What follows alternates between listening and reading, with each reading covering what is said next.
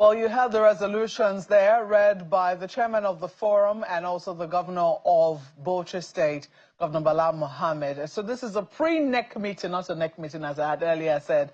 This meeting is to enable them smoothen the grounds for a successful NEC and also their forthcoming convention. And it was attended by not just the current governors. It's supposed to be the governors forum meeting, but it wasn't just attended by current governors, but also attended by former governors as well, including the minister of the FCT, who was the former governor of Rivers State. Well, quite a lot of developments to continue to look at in the next meeting. Because the last time, beg your pardon, in the governors forum, because the last time the governors held a forum, I think it was in Oyo State, shortly afterwards, one of them defected. And we're wondering, okay, but they just had this meeting. Did they see that coming? And it wasn't just any state, it was a state that had been PDP since the start of the Fourth Republic, Delta State. And just yesterday as well, we also had Governor Moeno.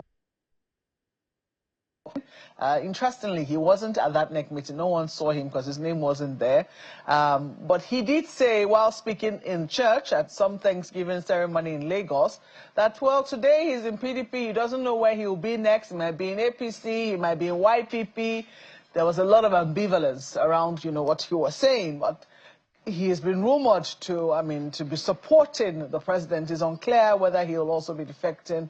But these are some of the developments that people are watching within the PDP. So this morning, we're being joined by Mr. Tajuddin Yusuf, a three-time member of the House of Representatives and a member of the People's Democratic Party, to look at developments within the PDP. Good morning and welcome. Good morning, Malque. Pleasure. Well, this is where we are again. They say they're trying to smoothen everything, tap from experience, and make sure that they have a very good NEC meeting come the 27th of May. What should the PDP be nervous about with its upcoming NEC? I think a lot. However, the meeting of yesterday, to me, for a long time, looked like one of the best steps ever taken to resolve this matter. If they are going to have a NEC meeting without resolving the matters they want Saraki to do now, it will have been disastrous. First of all, there was the Supreme Court ruling on secretaryship. The governors met in Ibadan and said they will recognize the deputy secretary. However, the court really recognized Ayahu. Apart from that, Ayahu has a high court ruling that cannot be removed. So if you had gone ahead to have a NEC meeting without resolving this matter, by implication, whatever you do there, somebody will just wake up one day, go to court and quash it. So it's a very complicated situation, that ruling, because the Supreme Court has also been known to say that all this internal party, all these disputes around positions are internal party affairs. Thank you. But I do know that the controversy was whether it was the NWC or the NEC that said that, rather than the governors' forum, because they felt that decision should have come from either the NEC or the NWC, not the governors' forum. NWC has no such power. He was elected at the convention. There's a process of removal. So why going into that kind of crisis where you have convention coming, that you can remove secretary legally, you can rezone? So that's the party they are taking now. We must understand, a friend of mine were talking this morning, he said one of the things, the current governors must understand something, that a court ruling is not a buffet, you cherry pick. It's a la carte. You take what is served. You might not like it, might not like the process. If I'm in their shoe, I will just allow they will prepare. Do this kind of meeting we are doing now. Do our next meeting. Prepare for convention, early convention in August. It's out. So why putting puppet traps? The Sanfara experience on how APC lost the whole government of this thing. It's still fresh. We applauded it then. We love what happened. And we are walking to that kind of trap. So I see what happened yesterday. I don't know the detail, but when I saw the committee, Saraki, what I mean, I think there is a balance of all interest in that committee. So I assume for the first time, there is a genuine intention to reconcile. And if they can get that done, we'll fly. Do you think that you didn't quite say it, but I don't even know if journalists had the time to ask such a question as to whether they were walking back on that earlier decision of theirs to say that they were recognizing the deputy secretary? If they don't, it's a recipe for disaster. Is it automatically taken for granted that with the resolution that they have now reached with this reconciliation committee, that is also a part of what I assume that they will be give and take. First of all, you have a divided National Working Committee. Have you heard the legal advisor talking on this matter? Most time you hear the public secretary talking, interpreting legal issues. By implication, there's a lot of divisions. So Saraki's first responsibility to bring them together. You guys, your tenures will be ending very soon. It's even good for you to work together and exit with some honor. So I don't have details of what happened, but the pictures and the things the committee I saw, the setup, to me should have what they have done, I believe, from day one to get this thing sorted out. We are in opposition, and we are consciously laying booby trap for ourselves. Look at the FCT local government election that's coming up. A lot of the chairmen who are in PDP are crossed to APC. Because who signed? Okay, let's assume you have such power to say Deputy Secretary should act. And you now sign the candidature of these people. And somebody just wake up and go to court and quash it. Why taking such risk? Why taking such risk? So I do not know why we invest so much energy on ego. What we used to, no matter if you don't like Wiki, you have your own shortcoming and what have you. You can't dispute the fact that between 2015 and 2019, he gave PDP a voice. And he wasn't the one that was always run for presidency then. It was those who left us and came back that took that privilege. So who among the governors is doing such thing right now? Big question. Who is taking the responsibility? Look at the Atacha issue. Who is talking from the PDP? Top echelon. Who is saying anything? If you are not even supporting, are we making effort to say, oh no, this lady, take it or leave it today. She's one of the most popular brand of PDP. So what have we done in that light? So the governors must understand that they're a product of constitutionality. The truth of the matter is that if you do not have a constitution and being obeyed, 10 people will come out that they are governors in the state, 50.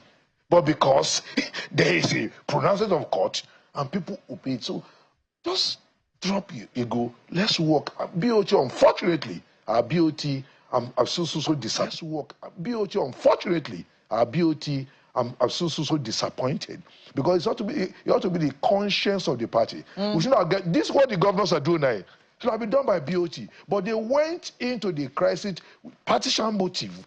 They had an opinion of what should happen, what should not happen. A lot of them look at somebody in the party as the hope of their generation. So if it's not the candidate of the party, they will not be relevant again. I'm looking at the papers this morning. I was hearing that the PDP is set to install a new BOT today.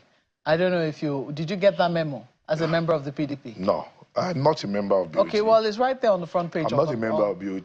The Punch. No, but I mean, that should not be something that is done in secret now. It should be something that members are aware of. And it should not be something you should be doing now. Okay. I know Ayo has questions. Ayo. Thank you, Mokwe.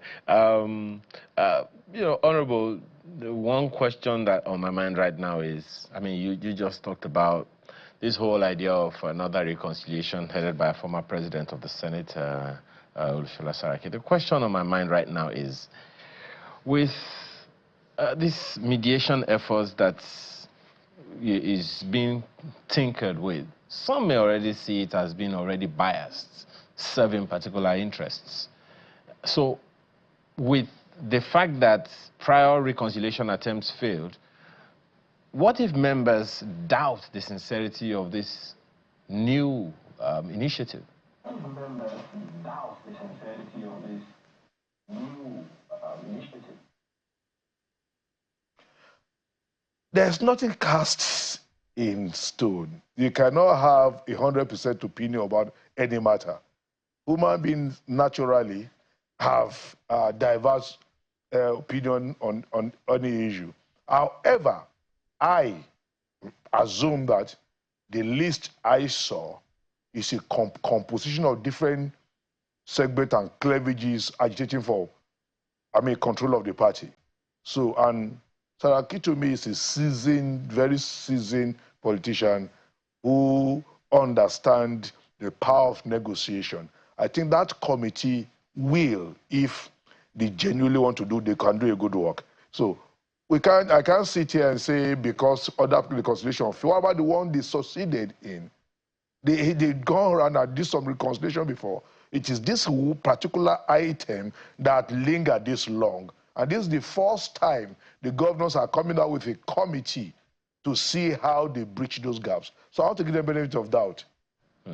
Well, but the last time we spoke about this, Honorable, remember you dated the issues back more than 10 years. And consequently, one can imagine that there have been quite a number of other issues that have come up over the last 10 years, and not just one. You said then that it was accumulation of the issues over the years. Do you see this committee being able to tackle those issues, those historical internal discrepancies, or rather disagreements within the party? Issues, historical discrepancies.